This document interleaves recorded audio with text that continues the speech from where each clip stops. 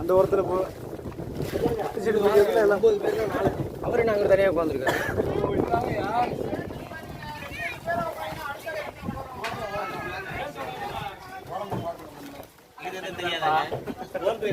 ரெண்டு பேரும் உட்கார கூடாது. இப்படி வாங்க, முன்னாடி வாங்க.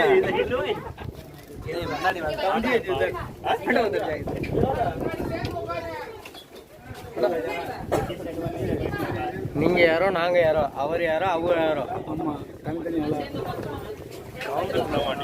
அண்ணே அண்ணே, இப்ப தெரிஞ்ச வரைக்கும் யாரும் யாருக்கும் தெரியாது.